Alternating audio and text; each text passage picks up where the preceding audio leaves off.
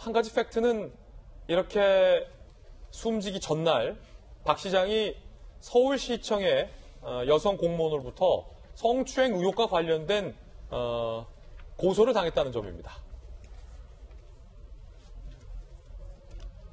실종 전날이니까 그제가 되죠. 성추행 의혹으로 고소가 됐어요. 박원순 서울시장 실종 전날 경찰에 박 시장이 성추행 혐의와 관련된 고소장이 접수가 됐습니다.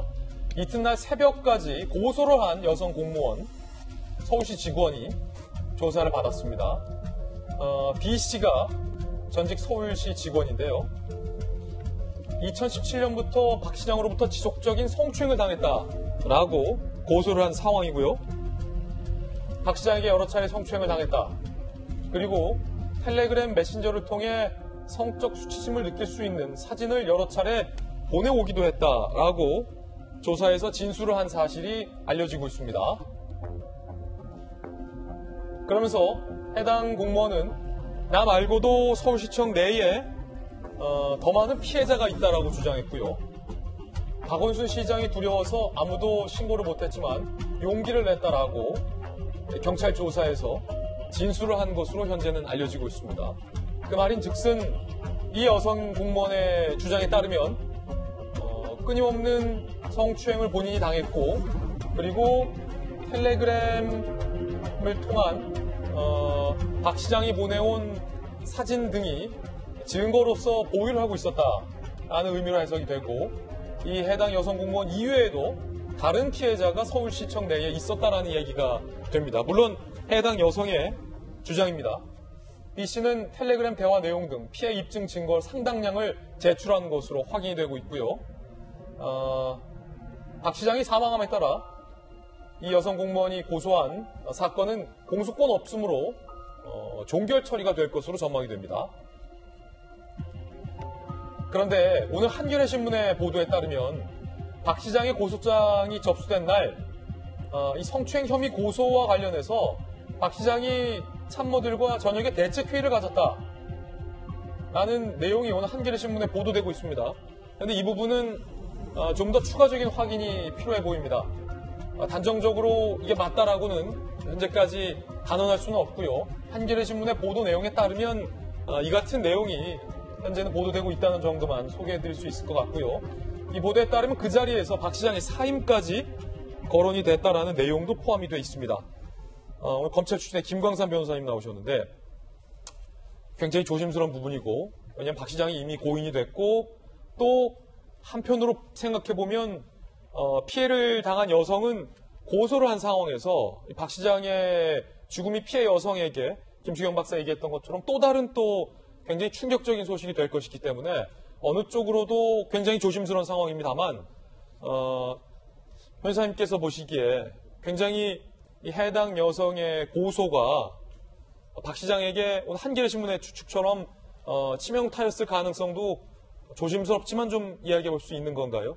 그럴 가능성이 저는 이제 굉장히 많다 이렇게 봅니다. 그런데 지금 그저께 이제 피해자 측 여성이 이제 고소를 했잖아요.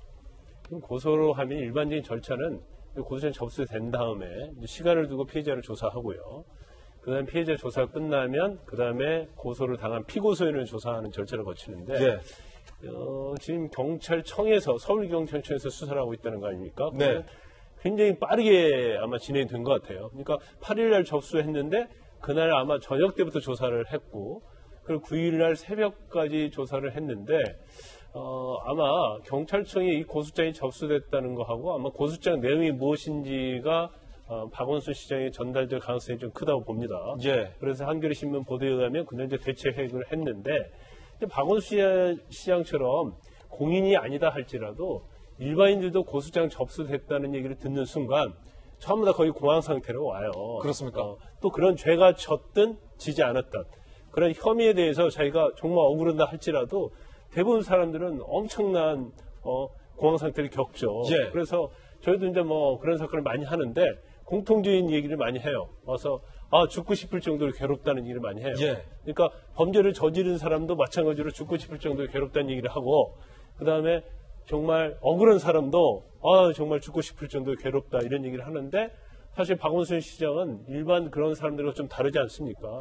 더구나 아주 대한민국의 대권 후보가 될 정도로 공인이시고 또 본인 자체가 젠더 문제에 대해서 굉장히 관심이 있었고 젠더 특보까지 만들 정도고 그러니까 본인이 이렇게 살아나온 과정을 보면 굉장히 어떤 인권에 관한 문제, 특히 이제 여성의 성인권과 관련된 부분에 있어서 굉장히 우리 역사에 지대한 영향을 미쳤거든요. 예. 근데 뭐 죄가 있든 없든 간에 일단 고소장 자체가 접수된 것 자체가 본인의 입장에서는 이제까지 본인이 쌓아왔던 것을 한 번에 무너뜨릴 수 있는 근데 그런 거기 때문에 아마 뭐 이 사망과 인과관계 있든 없든 간에 예. 굉장히 많은 충격을 받았을 거라고 봅니다.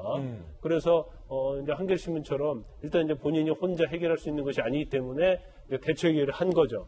근데 대책회의를 해도 뾰족한 방법이 없어요. 더군다나 피해자가 이렇게 주장을 하고 뭐 텔레그램이랄지 여러 가지 증거를 가지고 경찰에 왔다는 것 자체도 아마 인지했을 가능성이 커요. 그러면 결국 박원순 시장 입장에서는 엄청난 충격을 받았을 거고 이걸 어떻게 해결할 것인가. 근데 일반적으로 이 해결 문제에 대해서 어떤 뭐 가정사랄지 아니면 개인의 어떤 성과 관련된 부분이 아니면 많이 수기를 할 수 있거든요. 근데 성과 관련된 부분은 사실은 의견을 나누는 데 있어서 굉장히 거꾸럽죠. 왜냐하면 자신은 억울하다고 해도 대화를 하는 상대방이 또 믿어주지 않는 경우가 많이 있고 또 피해자 진술의 어떤 신빙성에 우리 사회가 굉장히 무게를 두기 때문에 그 본인 입장에서는 아마 굉장히 많은 고민을 하고 집을 나선 것이 아닌가 그렇게 생각이 듭니다. 김관삼 변호사님, 지금 저희가 이 자리에서 사망의 원인이 바로 이 성추행 피소와 직접적으로 연관돼 있다라고 단정할 수 없기 때문에 구체적인 여성의 고소 내용에 대해서 말씀드리는 것은 좀 적절치 않은 것으로 보여서 굉장히 지금까지 현재 알려진 부분에 대해서만 지금 이야기를 하고 있는데 그 부분을 자세히 보시면 2017년부터 지속적으로 성추행을 당했다라고 해당 여성 공무원이 현재 주장을 하고 있고요. 그리고 이 여성이 여러 차례 사진들을 지우지 않고 보관을 해왔다는 겁니다. 성적 수치심을 느낄 수 있는 사진을 박 시장이 여러 차례 보내왔다. 텔레그램을 통해서.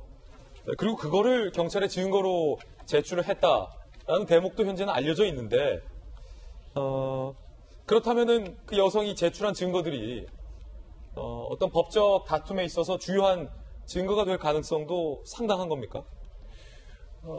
일단 뭐 중요한 것은 사실 이제 박원순 시장이 돌아가셨기 때문에 실제 진실을 발견하기 굉장히 어려워요. 그러니까 박원순 시장이 더 억울할 수도 있고 아니면 이제 피해자 진술이 맞을 수도 있고 그러겠죠. 그렇지만 피고소인인 박원순 시장이 사망을 했기 때문에 이런 경우는 더 조사가 진행이 되지 않습니다. 그래서 공소권 없음이라는 결정을 검찰에서 할 거예요. 그런데 아마 지금 언론에 보도된 거에 의하면 지금 본인의 어떤 피해자의 주장 자체가 본인의 진술만 있는 것이 아니고 텔레그램이랄지 그런 것을 통해서 자신의 어떤 피해를 뒷받침할 수 있는 그런 증거를 상당히 가지고 와서 경찰에 제출을 했고 해당 여성이 네네 그리고 변호인과 함께 뭐 그저께부터 조사를 받았는데 어제 새벽까지 받았다고 해요. 그러니까 아마 그 조사 내용이 굉장히 장시간에 걸쳐 조사를 받았고 그 가지고 있는 증거에 대한 하나하나 아마 지목을 하면서 조사를 했을 가능성이 크다고 봅니다. 그렇지만 결과적으로 실체적 진실이 무엇인가는 뭐 밝혀질 수 있는 상태가 아닌 게 돼버렸죠. 공소권 없음이기 때문에 그렇군요. 한 가지 분명한 말씀을 드릴 수 있을 것 같습니다.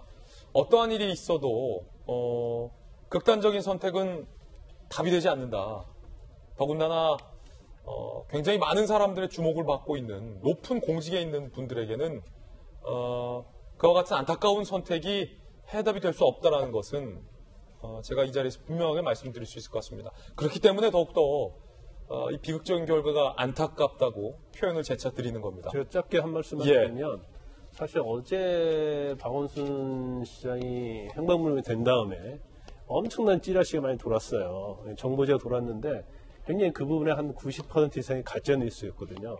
그래서 이 사건을 대하는 태도에 있어서 언론도 마찬가지고 국민도 마찬가지고 일단 박원순 시장과의 어떤 사망과의 관계가 너무 성과 관련된 피해와 연계시켜도 안 된다는 거고요. 그다음 두 번째는 또 사망과 또 피해자에 대해서 어떤 공격이나 그런 게 있어서는 안 된다는 절대 안 거죠. 된다. 그걸 예. 분명하게 저희들이 인식을 하고 어느 쪽도 어떤 2차적인 피해가 가서는 안 된다는 걸 좀 우리가 다 알아야 할 것 같습니다. 예, 김수경 교수님, 그래서 여쭤보는 건데, 이게 더욱더 안타깝습니다. 왜냐면 박 시장이 인권 변호사를, 오랜 인권 변호사 활동을 했고, 누구보다 이제 성인지 감수성 문제와 관련돼서는 앞다퉈서 목소리를 냈었던 인물이기 때문에, 지금 현재로서 피해를 봤다라고 주장하는 피해 여성, 피해자가 있는 상황이잖아요. 본인은 연루가 됐고, 사건의 실체적 진실이 무엇인지는, 공소권 없음으로 처리됐기 때문에, 밝혀질 수는 없지만 박 시장 본인에게 지금까지 보였던 행적과 행보를 저희들이 보기에는 억울하든 억울하지 않든 본인에게 피해를 봤다는 여성이 나왔기 때문에 그 문제를 박 시장이 스스로 나서서 글쎄요, 이 문제를 피하는 게 아니라 오히려 정면으로 만약에 사과할 것이 있으면 사과하고 인정할 것이 있으면 인정하고 억울한 부분이 있으면 밝히는 책임 있는 모습을 보이는,쓰면 어땠을까. 이것은 박 시장을 좋아하는 지지자들에 대한 뭐랄까요, 안타까움 차원이기도 하고요. 어떻게 보십니까? 이게 참 이제 돌아가신 분에 대해서 어떤 말을 해야 된다는 것 때문에 뭐 단어 선택이나 여러 가지 표현들이 너무 조심스러울 수밖에 없는데, 사실 이제 이 소식을 어제 접하고 저는 그 고소인 분도 좀 걱정이 되기는 했어요. 예. 그러니까 그분은 아까도 얘기했지만 이제 뭐가 진실인지 모르죠. 뭐 박 시장이 정말 억울할 수도 있는 거고, 아니면 지금 고소인의 사실 주장이 사실일 수도 있는 거고, 그건 아무것도 모르는 상태고, 결국 이제 고인이 되심으로써 실체적 진실에 다가갈 수 있는 기회가 없어진 거죠. 근데 아마 그 고소인 같은 경우는 제가 아까도 말씀드렸지만 시시비비를 가려보고 싶었을 것 같아요. 어쨌든 자기가 피해를 당했다고 생각하니까 이것을 공권력에 호소해서 뭐가 사실인지를 밝히고 내가 피해를 받은 부분이 있으면 구제받고 싶었겠죠. 근데 그 부분 자체에 대한 기회가 아예 박탈된 것이기 때문에, 그러나 박 시장이 돌아가심으로써 자기가 자기의 피해 사실을